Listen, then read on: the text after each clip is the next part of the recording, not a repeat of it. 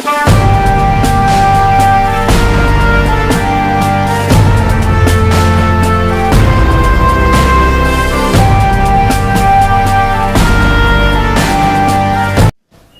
के अंदर बढ़ते प्रदूषण को रोकने के लिए दिल्ली सरकार की तरफ से पिछले 1 महीने से युद्ध प्रदूषण के विरुद्ध अभियान चलाया जा रहा है, जिसके तहत अलग अलग मोर्चों पर दिल्ली के अंदर के जितने भी स्रोत हैं, जितने भी सोर्सेज हैं जो प्रदूषण पैदा करते हैं, उनको कंट्रोल करने के लिए सरकार काम कर रही है। दिल्ली के अंदर वैसे तो पराली बहुत कम जलती है, लेकिन इस बार लॉकडाउन और कोरोना काल की वजह से मजदूरों के घर जाने से काफी मशीनों से जो है कटाई की गई। दिल्ली में पराली को जलाने की जगह गलाने के लिए राष्ट्रीय कृषि अनुसंधान केंद्र पूसा के साथ मिलकर के दिल्ली सरकार ने बायो डीकंपोजर का निःशुल्क छिड़काव दिल्ली के अंदर अलग अलग हिस्सों में किया है। लगभग अनुमान में 2000 एकड़ खेत पर नान बासमती धान की उपज होती है। उसमें से अब तक 1800 एकड़ खेतों में बायो डीकंपोजर का छिड़काव हो चुका है और नजफगढ़ एरिया में कुछ जगहों पर पानी लगने से धान की कटाई अभी देर से हुई है। अगले 3 से 4 दिनों में हम 2000 एकड़ छिड़काव के लक्ष्य को पूरा कर लेंगे। बायो डीकंपोजर को लेकर के 2-3 प्रश्न थे लोगों के मन में। पहला जो सबसे बड़ा प्रश्न था कि टाइम इसमें कितना लगेगा और क्या बायो डीकंपोजर का उपयोग करने के बाद अगले फसल की बुआई समय से हो सकती है। हम लोगों ने 13 तारीख को इसकी शुरुआत की थी हिरनकी से और आप सब लोगों की उपस्थिति में मुख्यमंत्री जी ने जाकर के वहां अवलोकन किया और वहां पर लगभग 90 से 95% पराली गल करके खाद में तब्दील हो चुकी है। लेकिन वो एक घटना थी।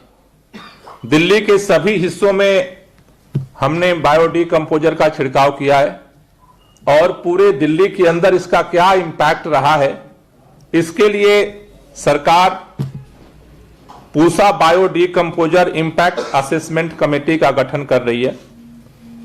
ये इंपैक्ट असेसमेंट कमेटी 15 सदस्यीय कमेटी होगी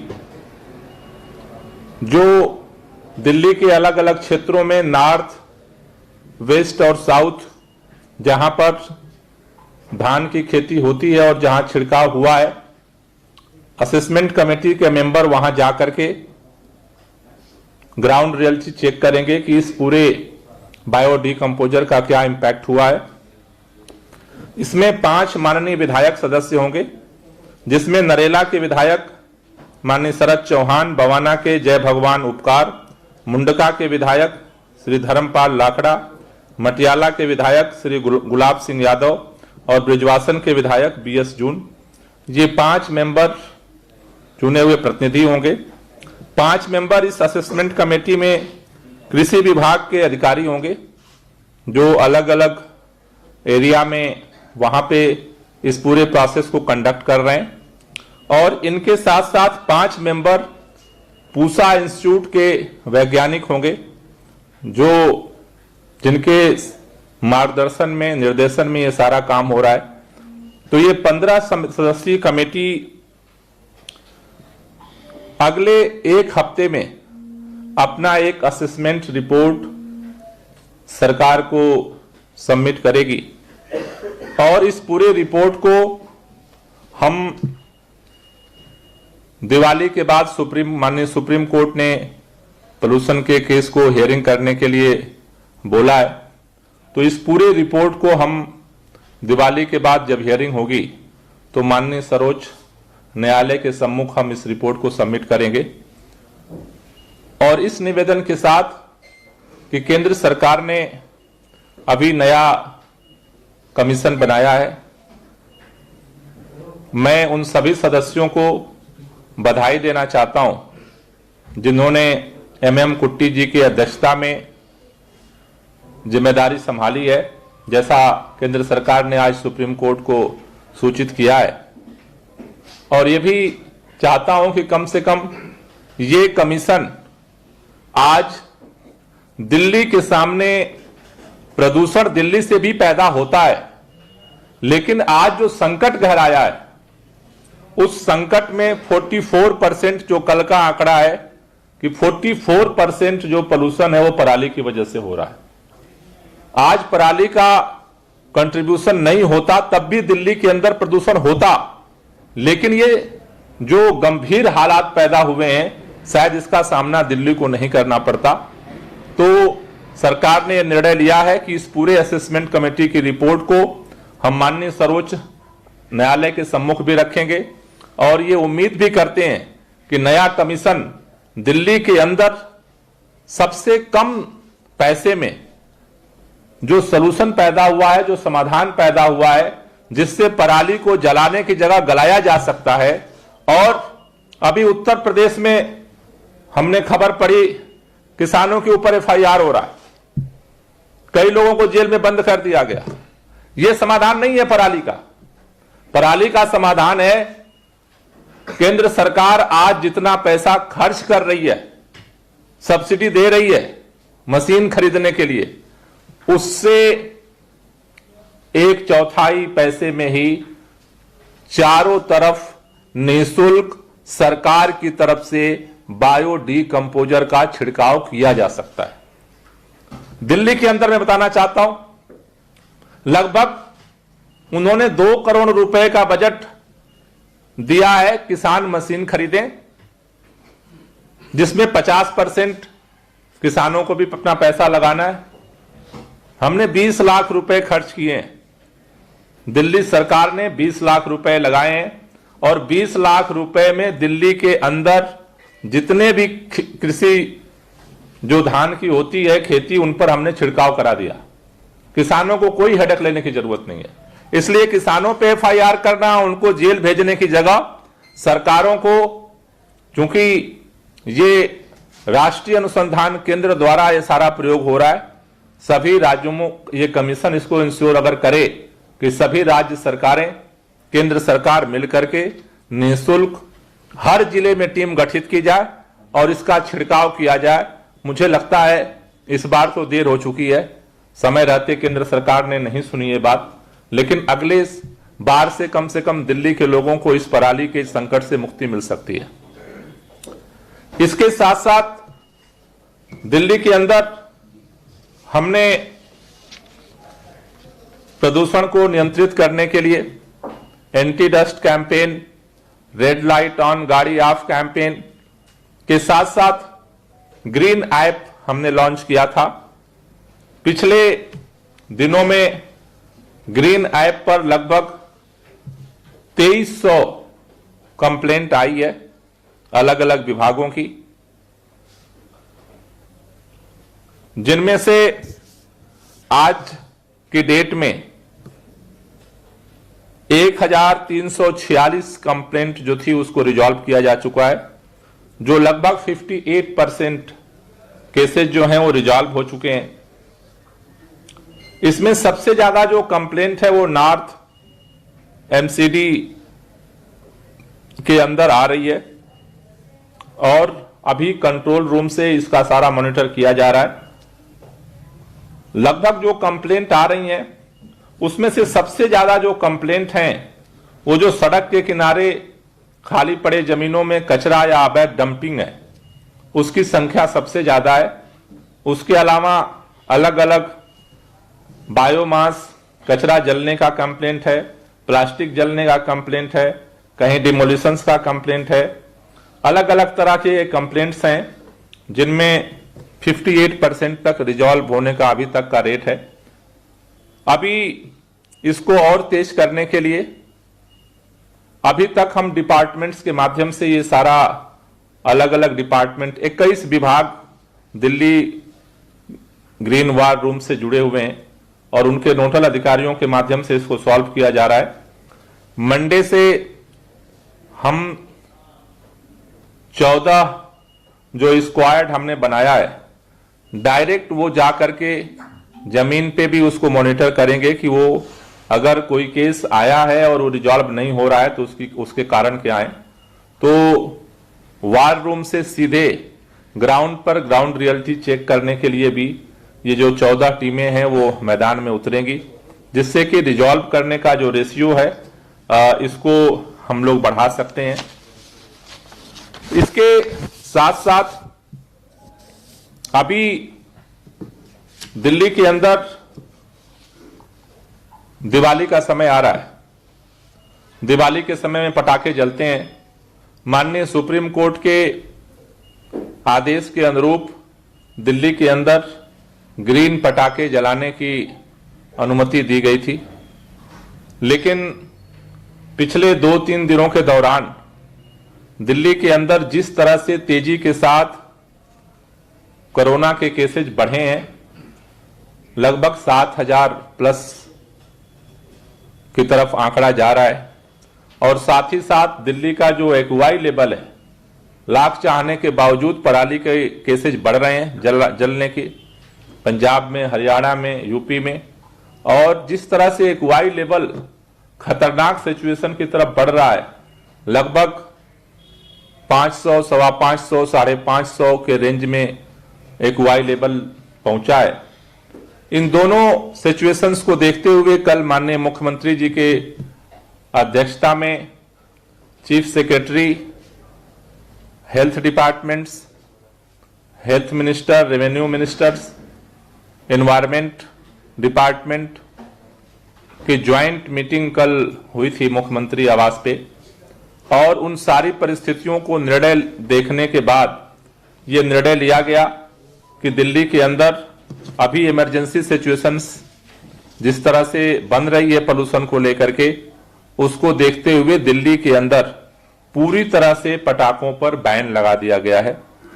अब दिल्ली के अंदर 7 तारीख से लेकर के और 30 तारीख तक ग्रीन जो क्रैकर हैं उनकी भी बिक्री और उनका उपयोग रोक दिया गया है। आज सरकार ने ये नोटिफिकेशन जारी कर दिया है, और ये जो नोटिफिकेशन है, इस नोटिफिकेशन के माध्यम से दिल्ली पुलिस को और डिविजनल कमिश्नर को ये डायरेक्शन सरकार ने दिया है कि दिल्ली के अंदर जो पटाखे बैन किए गए हैं इसको इंप्लीमेंट करने के लिए अपना मैकेनिज्म तैयार करें और इसको इंश्योर करें। 9 तारीख को 12 बजे यानी मंडे को 12 बजे सचिवालय में एनवायरमेंट डिपार्टमेंट, डिविजनल कमिश्नर और दिल्ली पुलिस के अधिकारियों को बुलाया गया है कि वो अपना एक्शन प्लान जो इसके लिए वो तैयार करेंगे, उसके साथ वो बैठक में शामिल हों, जिससे दिल्ली के लोगों को इस बढ़ते प्रदूषण के खतरे से अपने हाथ में, दिल्ली के हाथ में जो है उसको जितना मिनिमाइज किया जा सकता है उसको किया जाए। तो दिल्ली सरकार अपने दिल्ली के प्रदूषण को रिड्यूस करने के लिए अपने अभियान के सारे मोर्चों पर काम कर रही है और आगे भी हम इसे करेंगे। Thank you. पिछले साल भी बैन लगाया गया था, हर साल बैन लगाया जाता है, गाइडलाइंस आती है, पुलिस को भी निर्देश दिए जाते हैं, लेकिन हम देखते हैं कि लोग तब भी नहीं मानते, पटाखे चलाए जाते हैं। तो क्या कुछ और ज्यादा कठोर कार्रवाई करने की फाइन का प्रावधान है क्या? दिल्ली सरकार लोग नहीं मानते हैं, लोग तब भी पटाखे चलाते हैं, अभी पटाखे बेचे जा रहे हैं। अभी जैसा मैंने आपसे कहा कि पिछले बार का जो अनुभव रहा है पिछली बार ही बैन हुआ था। पिछली बार का जो अनुभव रहा है उसके आधार पर 9 तारीख को हमने 12 बजे तीनों डिपार्टमेंट्स की मीटिंग बुलाई है, जिसके आधार पर हम आगे का एक्शन प्लान डिसाइड करके आपको बताएंगे। सरकार ने कोई ऐसी कोई स्टडी की है कि पटाखे जलाने से इतना % प्रदूषण होता है, ऐसा कोई डाटा है कि कितना % कमी आएगी अगर पटाखे नहीं जलते हैं? देखिए, ये डाटा अभी रिसेंट जो है, कोई डाटा तो अभी सरकार ने अभी नहीं किया है, लेकिन पिछले समय का जो अनुभव रहा है कि दिवाली के समय अभी जो जिस तरह से कल 2 दिन से हम देख रहे थे कि चादर जो दिल्ली ढकी हुई थी उसके ऊपर, तो जो पटाखे से और पराली, ये 2 ऐसे फैक्टर हैं कि जो दिवाली के समय कम से कम 5 दिन तक दिल्ली जो है वो इस तरह के चादर से घिर जाती है, और उसमें ये नए 2 फैक्टर काम करते हैं। एक तीसरा फैक्टर जो काम करता है वो है हमारी हवा की स्थिति। हवा की स्थिति अगर उस दौरान अगर चेंज हो गई तो वो इस चीजों को न्यूट्रलाइज कर देती है, वरना ये 2 नए फैक्टर इमर्ज करते हैं इस दौरान, रादर देन जो अदर फैक्टर हैं जो दिल्ली के अंदर, चाहे वो डस्ट पोल्यूशन का हो, चाहे बायोमास बर्निंग का हो, चाहे व्हीकल पोल्यूशन का हो। इन सारे चीजों पर ये 2 चीजें इतनी भारी होती हैं, तो इसलिए इन दोनों चीजों को देखते हुए ही सरकार ने ये निर्णय लिया है कि चूंकि जिस तरह से केसेज बढ़ रहे हैं और सिचुएशन एक्यूआई की डीप होती जा रही है, इसलिए इस पर बैन लगाने का निर्णय लिया है। सर, इस सजा का क्या प्रावधान है? मान लीजिए कोई उल्लंघन करता है, खरीद करता है या चलाता है, तो सजा क्या है इसमें? इस सजा एयर एक्ट के तहत 1 लाख रुपए के जुर्माने का है। ये अगर उसका उल्लंघन करता है तो एयर एक्ट के तहत मैक्सिमम, मिनिमम भी फाइन हो सकती है, लेकिन मैक्सिमम उसमें 1 लाख तक का प्रावधान है। आफ्टर दैट, जैसा मैंने कहा कि पिछली बार जो बैन हुआ था और पुलिस ने उस पर एक्शन लिए थे, उसमें क्या प्लस माइनस थे, ये हम डिटेल एक्शन प्लान आपको मंडे को जिन सारे डिपार्टमेंट के साथ बैठ करके एसओपी बना कर देंगे। लेकिन ये व्यापारी ये कह रहे हैं कि उन्होंने अपना माल खरीद लिया है, लाखों का माल होता है। पहले कहा गया कि ग्रीन कैटर चला सकते हैं, तो ग्रीन कैटर मार्केट में है, लेकिन अब उस माल का क्या होगा जो लाखों का माल? इस पर काफी हम लोगों ने कल चर्चा की, क्योंकि 2 सिचुएशन है। एक सिचुएशन ये है, ये बात फैक्ट है कि दिल्ली के अंदर बहुत सारे व्यापारियों ने क्रैकर स्टॉक किए हुए हैं, और दूसरी तरफ लोगों के जिस तरह से कोरोना और पोल्यूशन से जिंदगी का थ्रेट है, तो लोग जो लोगों के जिंदगी का जो खतरा है और लोगों का इकोनॉमिक खतरा है, इन दोनों लॉस को लेकर के कल हमने डिस्कशन किया था, और आफ्टर दैट फिर सबका एक कलेक्टिव निर्णय हुआ कि अभी लोगों के लाइफ का जो थ्रेट है उसको ज्यादा सिक्योर करना जरूरी है, और इसलिए बैन करने का निर्णय लिया गया।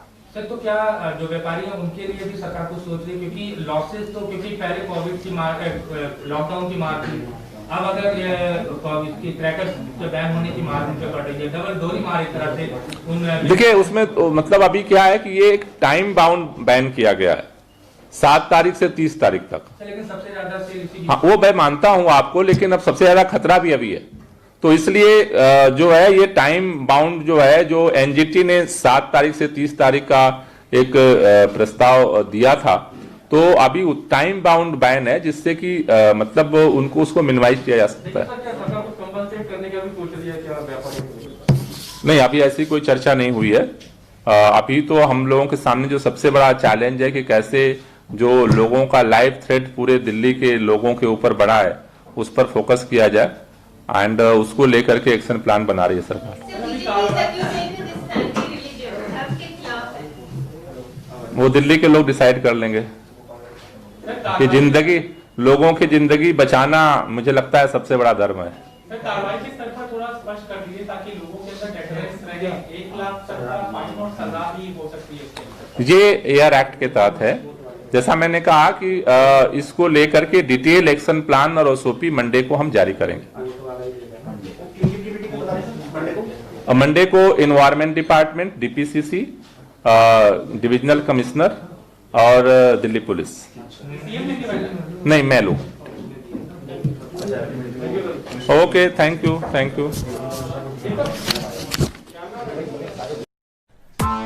Press the bell icon on the YouTube app and never miss another update.